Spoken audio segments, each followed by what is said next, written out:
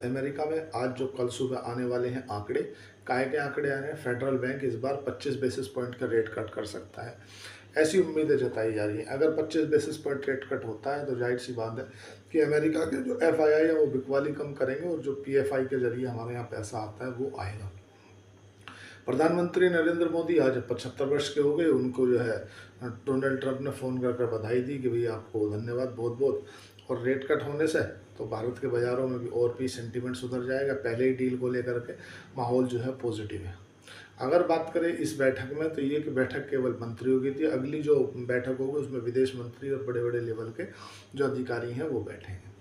इस बैठक में डोनाल्ड ट्रंप को ये समझ में आ गया कि हमने भारत के साथ में जो टैरिफ लगाए हैं वो बहुत गलत किया। कारण ये है कि मोदी जी की पुतिन भी मानते हैं और मोदी जी की तुम्हारा जो शी जिनपिंग है वो भी मानते हैं। और मोदी जी की ऑल ओवर ग्लोबल में जिस तरह से पहले अमेरिका की पकड़ हुआ करती थी, आज वैसी भारत के जो पीएम है नरेंद्र मोदी उनकी है। मतलब शी जिनपिंग भी उनकी बात मान लेते हैं और तुम्हारा जो पुतिन है वो भी बात मान लेते हैं। और अमेरिका को ये चीज़ अखर गई कि हमने भारत को मित्रता में हमने जो टैरिफ वाला मामला उलझाया ना, हमने गलत कर दिया भारत के साथ में। क्योंकि भारत एक ऐसा लीडर है जिस पर दबाव नहीं डाल कर काम किया जा सकता। भारत से तो प्यार से ही आप जो करना चाहो वो कर सकते हो, क्योंकि अब वो परिस्थिति नहीं बची जिस परिस्थिति में आप भारत को दबा लेते थे। क्योंकि अब भारत में एक अलग ही ग्लोबल लेवल की जो पकड़ है वो है। पहले जो प्राइम मिनिस्टर हुआ करते थे वो कहीं जाते नहीं थे। अब पूरे विश्व में आज जितने भी देश हैं, हर देश का जो प्राइम मिनिस्टर है वो आज मोदी जी को जानता है। और तो और इजराइल के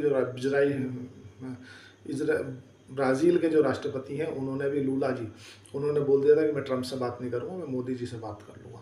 तो उसे ये चीज़ समझ गई कि जब पूरे विश्व के जो नेता हैं वो मोदी जी को इतनी रिस्पेक्ट दे रहे हैं तो, और हमने तो इतनी अच्छी दोस्ती थी और दोस्ती में हमने वो दबाव डालने के कारण कि नहीं हम अमेरिका हैं, हम जो चाहेंगे वो कर देंगे, उस चक्कर में भारत को दबाव डाला कि आप रूस से तेल नहीं लोगे।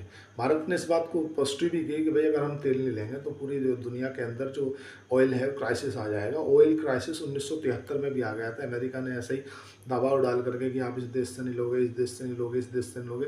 तो इनका जो डॉलर हुआ करता था वो मतलब 3 रुपये से एकदम बढ़कर 30 पहुँच गया था डॉलर। क्योंकि अभी देखो ना, आप जब भी होता क्या है, जब भी मंदी आती है तो मंदी में होता क्या है कि आप डॉलर के भाव बढ़ते ही देखते हो। आज मार्केट के अंदर जो बड़ी बड़ी कंट्रियां हैं वो डॉलर को उतार रही हैं, मतलब डॉलर से अपना विश्वास कम कर रही हैं। बास्केट ऑफ करेंसी में जो और करेंसियाँ हैं ना उन्हें ले रही हैं। इसीलिए आपने देखा होगा कि जो डॉलर है ना वो कमज़ोर हो रहा है और यूरोपियन करेंसी के अगेंस्ट डॉलर के कारण तो यही हो रहा है। और दूसरे देश जो ना गोल्ड भी खरीद रहे हैं, यही कारण गोल्ड बढ़ रहा है। अगर बात